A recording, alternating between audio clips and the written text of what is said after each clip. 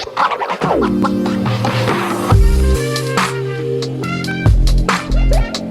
there, welcome back to my channel. My name is Brittney Bundles, and today's video is going to go over 5 business essentials that you can go without when you are looking to budget and save more for your business. Now, on this channel, I do a lot of different content. Recently, I've been focusing more on businesses and budgeting. I actually created a series titled Business on a Budget. So I will link those videos down below this video. If you're interested in taking a look at some of those videos, I encourage you to do so. And like I said, I will have those videos linked down below. Now, if you're interested in other business content, I do have a hair business playlist because I am in the hair business industry. I documented my entire hair business experiences, including opening a salon, different interviews that I have been on, business tips, sharing my experiences. All of that is in that hair business playlist right here on YouTube. I also have a broader business playlist where I go over additional businesses that I've done, business tips. I am a business mentor. I've done a lot of business consultations. I have a podcast where I've done different interviews with other entrepreneurs. So all of that information that is in my business playlist as well as in my podcast playlist. So just take a look at some of the playlists that I have after this video and see if you can get any additional insight or resources or information from the other videos that I have recorded previously. Without further ado, I'm going to get right into this video. I do want to remind you all to give the video a big thumbs up. That helps me understand if you are wanting to hear more content like this. It lets me know that you resonate with the video, that you like the topic that I chose, that you like the video. So be sure to give me a big thumbs up. That shows me your support. I truly appreciate it. And then also be sure to subscribe if you have not done so already. I try to do at least a video a week, but I am going to come back with more videos as my work lessens on in some other areas. However, I am, recording consistently as far as making sure that there's at least one video per week, one new video. So be sure to subscribe, hit the post notification bell. That way when I do upload, you are going to be notified. So I'm going to be looking at my phone because I have my notes right here. And again, the purpose of this video is not to talk about what's not important in business, right? Because everything that I mentioned are on a list of business essentials for a lot of different entrepreneurs. And the reason I'm doing this is because I'm going to share some workarounds that can help to save you money. So the first thing that I have on this list, again, we're talking about 5 business essentials that you can go without in order to save money for your business. Business phone is number 1. There are so many entrepreneurs or people that are interested in becoming entrepreneurs that have put their dreams and their goals and their business ideas ultimately on hold because they're waiting to get the funds in order to fulfill what it is they need to have done to have their business idea actually be a reality. I completely get that. I respect that. I'm an entrepreneur myself. There was one point in my entrepreneurial journey where I was paying my mortgage and home bills, and then I was also paying bills for my salon. I was paying bills for my online businesses, and there was a lot that was coming out, and I had to make sure that I was very intentional with the way that I budgeted and also the way that I charged to make sure that I could keep all of that running. So it's very important to make sure that you're budgeting right, and sometimes you have to look at the bigger picture, and you have to sometimes make sacrifices like, okay, I want this right now, but I know that I can still do my business without this if I have this. Or, hey, I really want to get this for my business or use this packaging, but I'm not going to stop or prolong the start date any longer because I don't have the packaging that I want. I understand that I can work my way up to getting the packaging that I want, as an example, or getting the phone that I want, or being able to upgrade the equipment that I need to upgrade for my business. I always like to stress, use what you have to get what you want. So often we sit back and we want to wait until we have just everything laid out. And one of the dangers with that is we often figure out that we aren't ever fully 100% prepared. Once you get what it is you think you need, there's always something else that you may think that you need too. But let's take it a bit further. There's always something else that you probably will need. But there are also resources that you have at your fingertips that you can utilize to start generating money, that you can utilize to start building your book of business, that you can utilize to start gaining exposure and connecting with your target audience. So a business phone, you don't necessarily need a business phone to get started. And you may be asking yourself, well, how am I going to communicate with my customers, potential customers and clients and things like that? Well, let me say this brief, I don't want to say story, but let me just go here for a moment. When I first started talking about Shopify, I talk a lot about Shopify because I talk to a lot of entrepreneurs and people ask, what e-commerce platform do you recommend? What e-commerce platform do you use? I've been using Shopify for my hair website for years. And so I have made lots of videos on this channel in my business playlist about Shopify. And Shopify, hands down, it's been the most efficient e-commerce platform that I've used. If you are interested in trying out Shopify for your business, there is a link down below and there may be a free trial. You have to click the link to see though, if the free trial is still going on.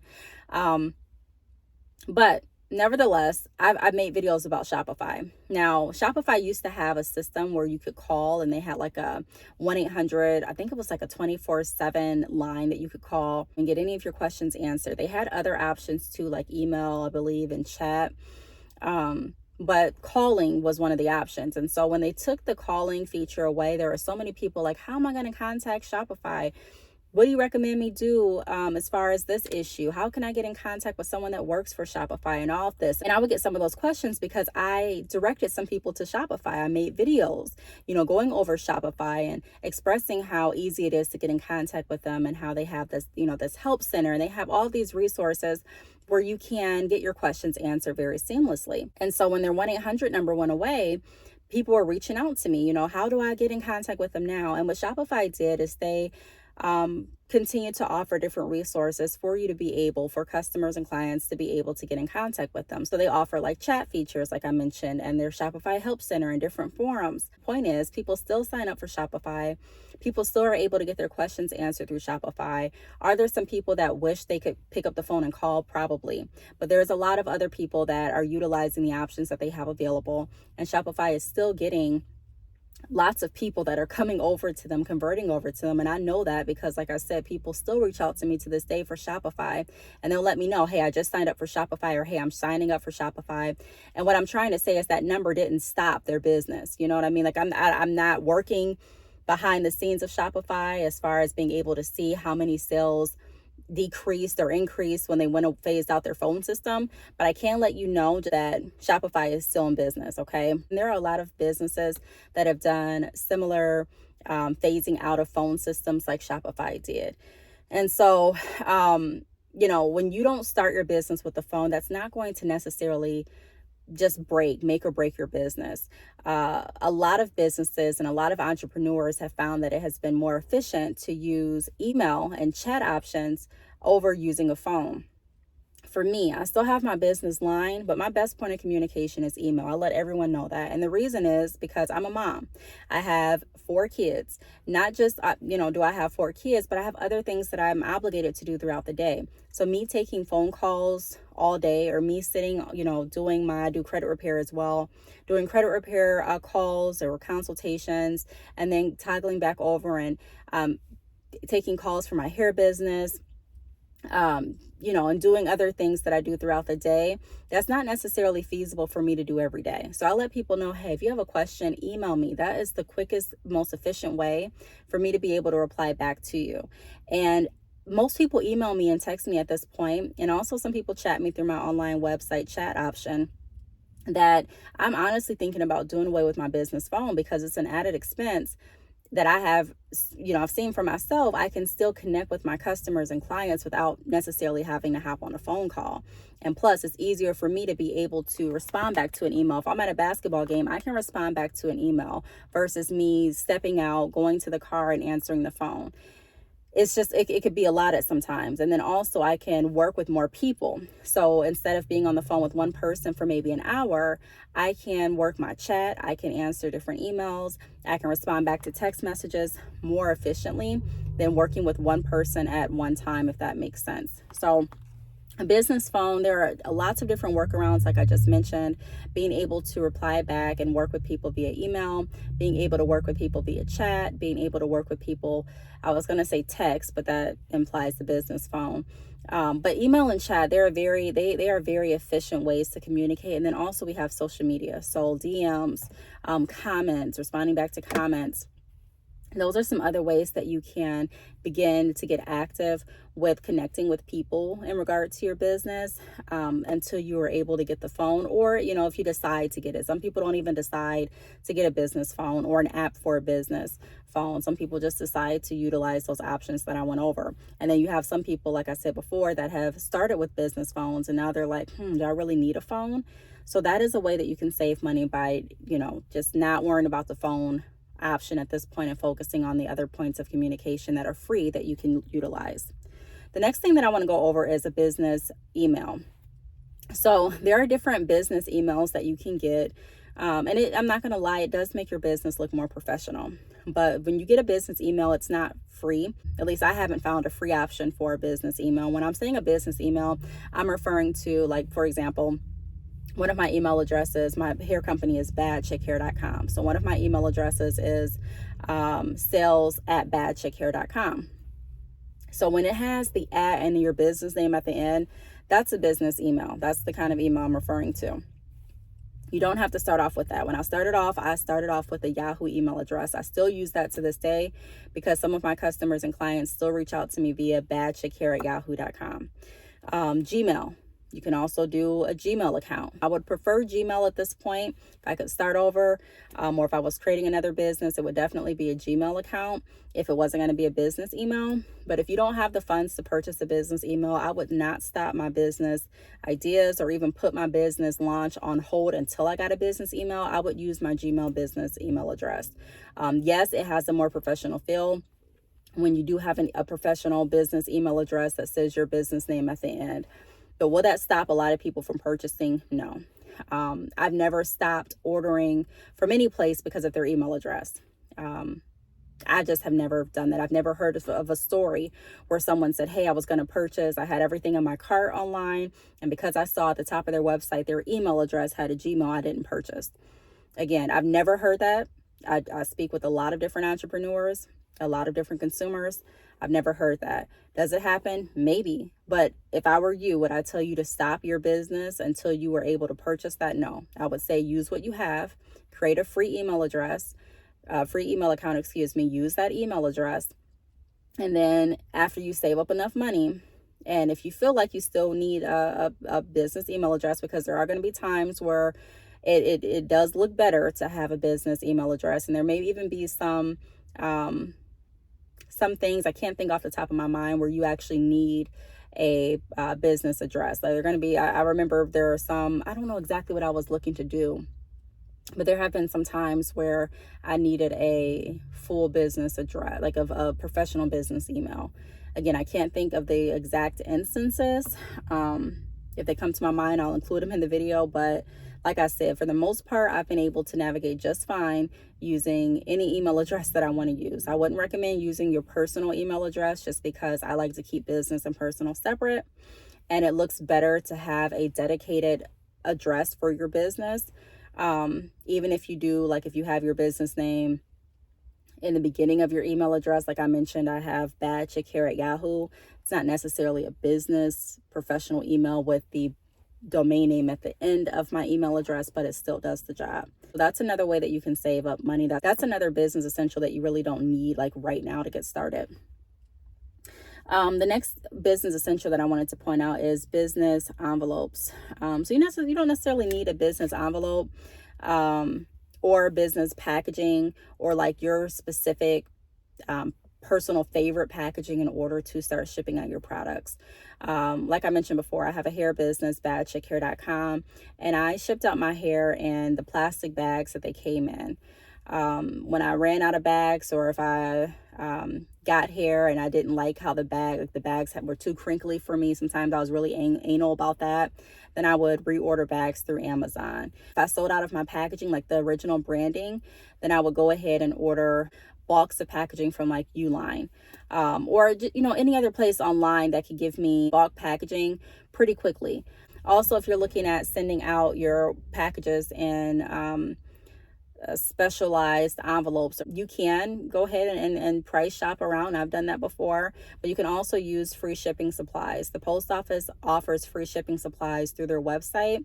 So if you go to the post office website, USPS.com, you can order free shipping supplies to your address or to your office, and you can use those supplies. Again, everything doesn't have to be put together initially for you to get started. Give yourself some room for your business to grow. Who knows?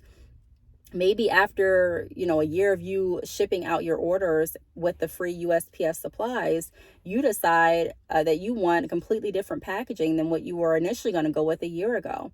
And you've saved that money, or you may decide, hey, I don't really see a need for me to pay for packaging. My customers aren't complaining. They like the product. They still like the quality. They like the service they're getting. So I'm just going to continue using these free supplies. So shipping envelopes, packaging supplies, be wise, do what you feel is best, budget for what you can, but I wouldn't stress out if I couldn't get tailored, custom, branded shipping supplies. Would I recommend you having branded shipping supplies? Yes. Why? It looks better. Your presentation looks better. But if it doesn't make sense, then it doesn't make sense. Like, there are some people that focus so much on the aesthetic of their business and they don't really focus on the profit. They don't really focus on retention. They don't focus on customer service. And to me, it's like, it doesn't really matter what the business looks like if the business is not doing a good job. Meaning, if people aren't enjoying your products, if people aren't liking the way that they're being treated by you, they're not enjoying the interaction, if people aren't resonating with what you're doing. There are so many people that have pretty packaging, but their packaging is just there. No one's purchasing. So it's an overall look of your business, not just focusing on one specific area. When you get focused on one specific area, a lot of times we lose out on opportunities and we lose out on being able to reach the greater audience because we're not looking at the bigger picture. We're just looking at this specific area. So I'm not saying that you can't work your way up to getting the branding that you want, but I'm saying that should not be a deal breaker for you, in my opinion. The next point that I want to go over is label printers. When I first started shipping out here, I did not have a label printer. I had an old printer, a Canon printer that I've had for years, and I would print out my labels. And sometimes when I ran out of ink, and even now if I run out of ink and I'm just out running errands, I'll go over to the UPS store. I'll print out a label. I think you have to pay some ridiculous price. I say it's ridiculous because you could have saved money if you had the ink at home. But it's like, I think like $1 or more, maybe 50 cents. I don't know. It's some price. It's some amount that I don't like paying, and I didn't like paying last time I had to pay it. But you pay that. I think it's for like their computer usage fee, and you can print out your labels there. So there's other ways too around having a label printer. Label printers are nice. When I got my first label printer, I did a review on it on this channel. I think that's in my reviews and unboxings playlist if you want to take a look. And I also have my the label printer that I have in my Amazon store. So if you want to take a look at that too, I encourage you to click the link down below and shop my Amazon favorites. But it's not a necessity. I didn't start off with that. So often, like I said before, we want to just be right there. But people like, if you're going to share your journey, people like the idea of evolution. They like to be able to see who they're watching grow. They like to be able to see you go through different obstacles and how you're going to navigate.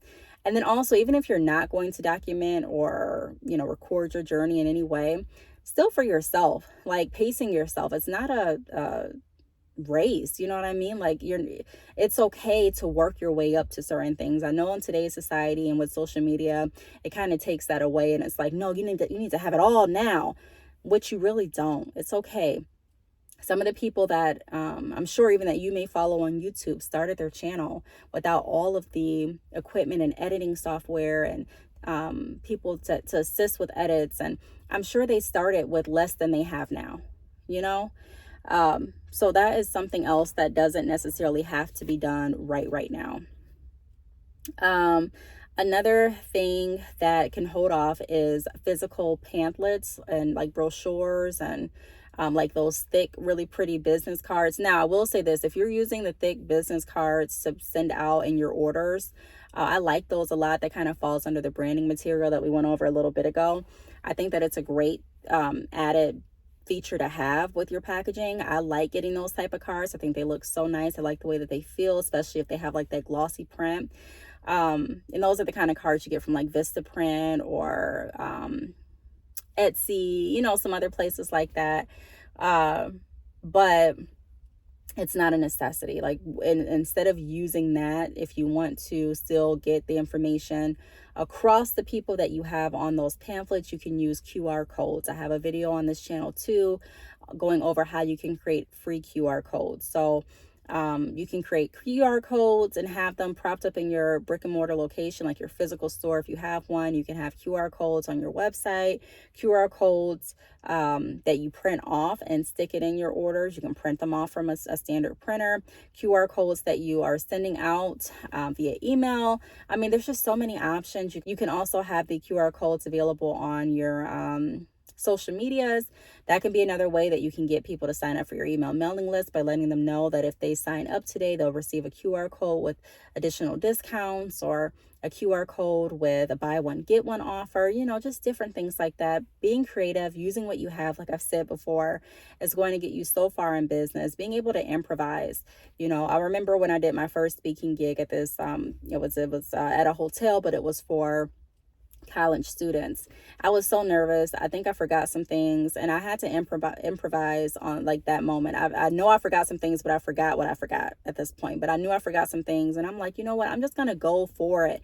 And I had to improvise. You know, I practiced what I was gonna say and speaking, and how the entire workshop was gonna go, and how I was gonna present and everything like that. But when I got there, it was not exactly how I thought it was going to be. I think they had some technical difficulties. It wasn't how I envisioned it to be, but I still had to continue to go on and improvise, and it ended up being a great experience. So if you are looking at becoming an entrepreneur, one of your skills are going to be, or one of the skills that I would recommend you working on and you know, building, is the skill to improvise, the skill to multitask, the skill to continue to go forward and be resilient, because there are going to be things that you don't necessarily have all the time. And your job is going to be, how can I still make this work? There are going to be problems that your customers may have, even if you think you're doing everything right. And your job is going to be, how can I fix this? How can I make this right for them? How can I solve this problem that I didn't even know existed, you know? So, yeah, I really hope that this video helped. Those are 5 things that you can do without to save money for your business. And then also I put in some workarounds as well. So I really hope that this video helped. If you have any questions, feel free to leave them down below. I want to thank you so much for watching, and I will see you all in the next video. Bye.